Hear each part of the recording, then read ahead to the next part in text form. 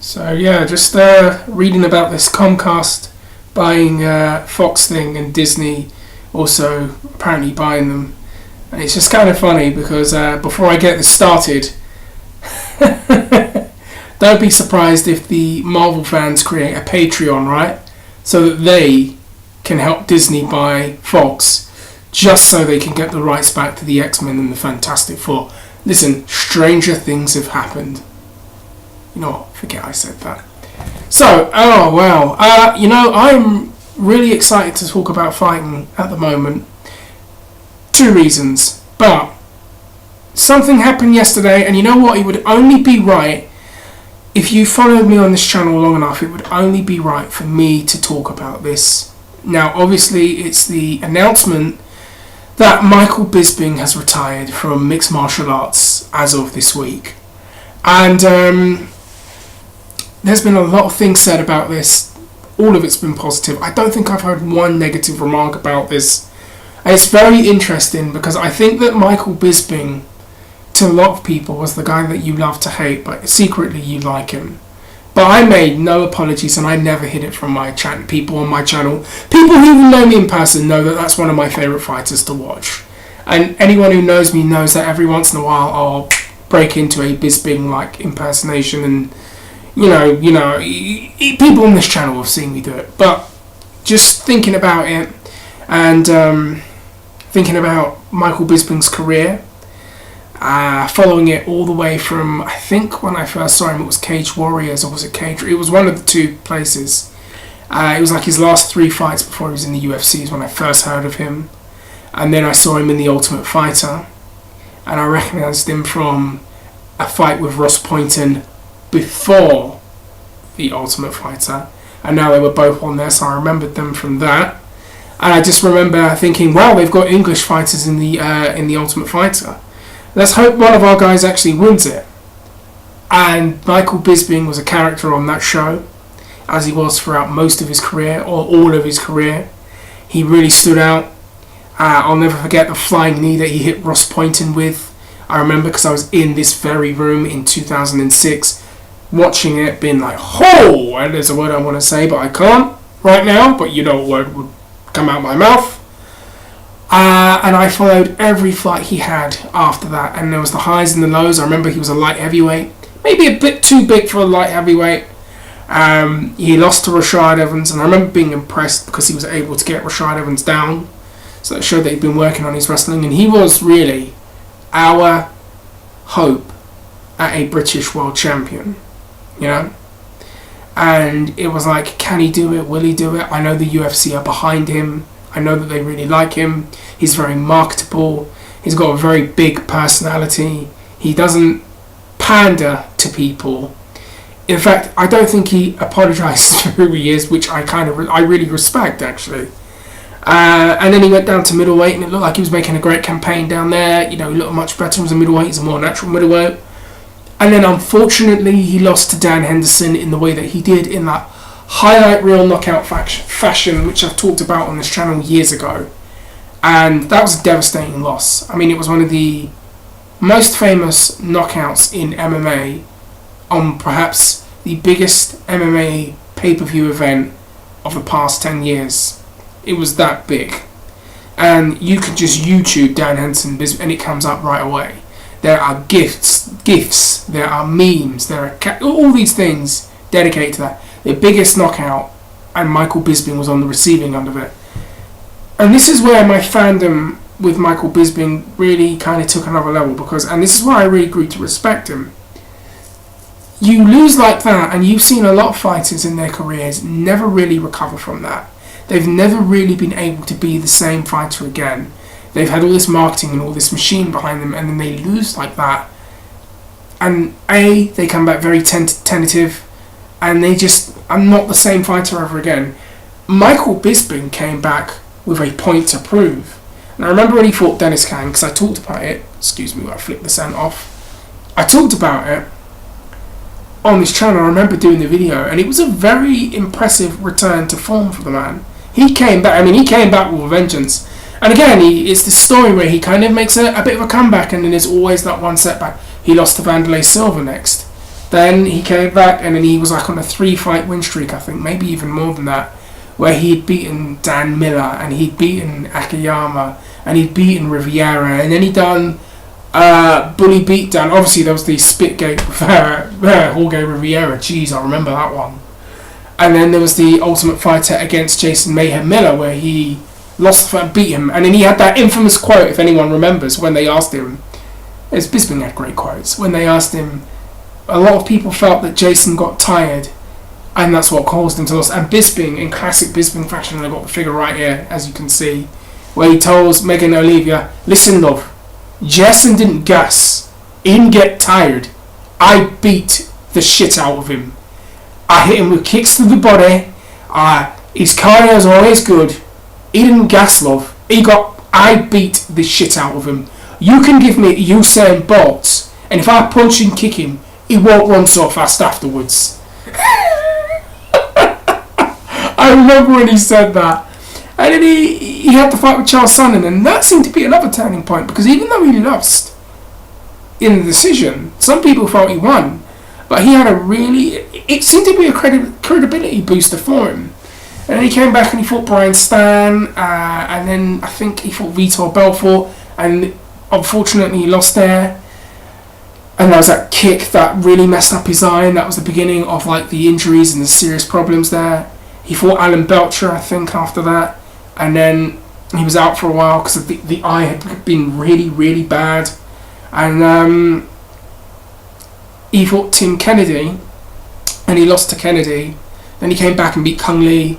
Then he fought Luke Rockhold and lost to Luke Rockhold. And it seemed like after the Luke Rockhold loss that Bisping would be the greatest fighter to never ever get a title shot. And at one point, actually going way back, I remember there was more hope in Dan Hardy winning a welterweight title than Michael Bisping winning the middleweight title. At one point, I remember that in like 2010, 2011.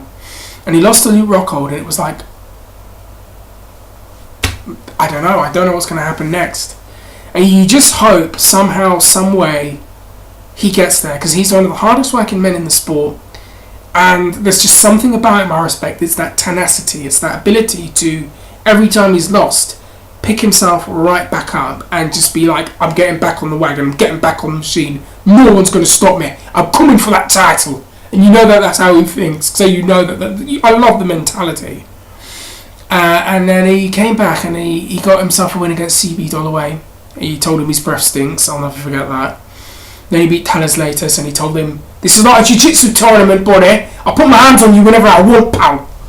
And then he beat Talas Latus. My mate, Chris McGregor, if you're watching this, he was actually there live in attendance for that fight. So jealous that day, because I had to hand in a portfolio. So you had that fight, and then he was announced to fight Anderson Silva, which was a huge, huge deal for him. And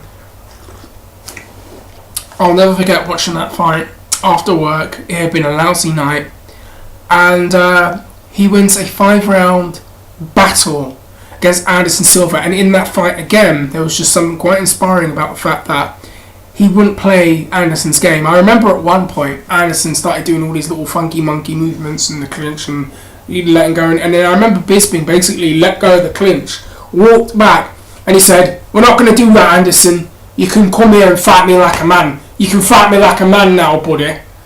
And I remember he outworked Anderson, and then Anderson got him with that flying knee, right? He got him with that flying knee, and basically it was seen to be over, but it wasn't. And what I respect about Michael Bisping is he just got right back up and just continued to work and outwork Anderson. He wasn't looking to get his revenge and land something really flashy and crazy. He just outworked him, and he won the fight. And I was so happy that he won that fight. I was elated. And then things changed. Luke Rockhold was supposed to fight Chris Weidman, right? Weidman gets injured, and I remember in this video, I covered it on here. I said they should give the shot to Bisping. I know this is the only way he's going to get the shot, but they should give it to Michael Bisping. And Michael Bisping stepped in on 2 weeks and 2 days notice to fight Luke Rockhold, and I was like, I'm pulling for you, Mike, I'm pulling for you, I really am, I'm pulling for you, but man, And he lost to Luke Rockhold. It's on 2 weeks' notice. He's not been in a camp. He's fighting a guy that looked absolutely invincible against Chris Weidman and is a really, really effective fighter. I'm praying that he wins. And I love the way that Bisping and him had their little, war of words. The conceive, believe, achieve. Shut the God, boy, it sounds like the worst self-help book I've heard in my life. 2 weeks, 2 days, it's more than enough time to beat this asshole. It was just great watching Michael Bisping just troll him. And I was like, God, I hope he wins. I hope he wins. And it's those things where you watch, it's like the thing where you watch the kid, your kid at sports day, and you're just like watching him ask, just please don't embarrass me, son, please don't embarrass me, and then they tap you to tell him he's won, and it's the shock. Michael wins against Luke Rockhold. He knocks him out, and I remember shouting out, I love this sport. And then I put a video up here, and I was so happy that he won. And I remember Chris McGregor was really happy. I remember some of my mates who watched that, which absolutely it was a great night. It's a strange weekend, actually. It's the same weekend that Ali died, Kimbo Slice died. I remember it was around that same time. But it was such a great night, and it was good to see the cream rise to the top, and an honest, yes, brash, yes, sometimes rub you the wrong way kind of guy, but honest and authentic in who he is. Get that moment, get that crowning achievement, get the middleweight title, and I just remember that being like I could sign off on this and just. I'd be alright for a few years. It was a great time. And obviously he eventually lost against Dan Henderson. That was another great fight. I remember though that I had to watch that at like 5 in the morning because it was over here and they had to adjust the times or whatever. And then going straight to work and think, wow, that was a hell of a war. And there's that infamous picture of his eye all swollen up and everything. And then the George St. Pierre fight.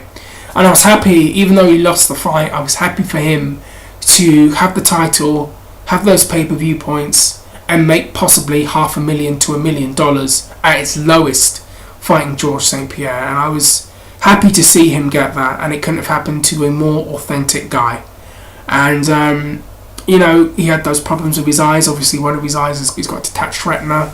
I know that's something wrong with his cornea as well. Excuse me while I scratch myself. And having people in my family who've had similar things, it's no fun. And he came back and fought Kelvin Gastelum, which was a bit crazy, but that's Michael Bisping in a nutshell.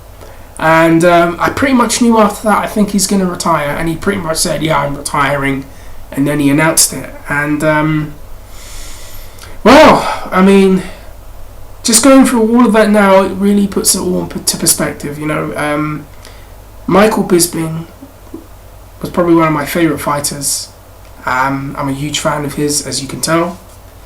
I got this for like 19 quid on the internet. Michael Bisping I'm a huge fan. And you know what? It's like this. And there's something that aspiring fighters can learn. Whether you love him or you hate him, when his fight was announced, you were interested to see how it played out. And that's what it's about in the sports entertainment business. When you're talking about tickets and pay-per-views, it's a spectator sport. You have to care about what's going on there and the people fighting. And Michael Bisping, he provoked reactions out of you. As polarizing as he can be sometimes, he made you want to see what was going to happen with him. And he always brought that energy, and his fights were always, to me, never boring. I always enjoyed a Bisping fight, except for the Tim Kennedy one, to be honest with you. But I always enjoyed a Michael Bisping fight, and I was a huge fan of his. And to be honest with you, if not for the success of Michael Bisping, I really wonder if we would have a Conor McGregor. That's just my opinion, I've said it right now. And would the UFC be what it is in this country and in Europe without Michael Bisping, who really is a pioneer of British and European mixed martial arts, if you really put it all into perspective? I thought he was a great heel. He knew how to sell a fight. He knew how to sell tickets. He was not I don't want to do any. He was great with media. He always gave you great interviews, always gave you great fights, and he retires a legend of the British mixed martial arts scene. And thank you for all the fights. And I think the future's going to look very bright for British MMA, though. I know that Conor, it's a question mark with him, but it looks like the future's in the hands of guys like Darren Till and Michael Venom Page, and I think they have Michael Bisping to thank for that.